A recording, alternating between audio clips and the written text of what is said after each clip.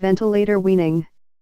Techniques for effecting the transition of the respiratory failure patient from mechanical ventilation to spontaneous ventilation, while meeting the criteria that tidal volume be above a given threshold, greater than 5 ml/kg, respiratory frequency be below a given count, less than 30 breaths/min, and oxygen partial pressure be above a given threshold, PaO2 greater than 50 mmHg.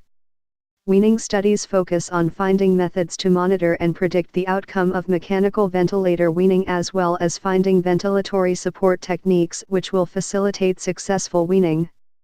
Present methods include intermittent mandatory ventilation, intermittent positive pressure ventilation, and mandatory minute volume ventilation.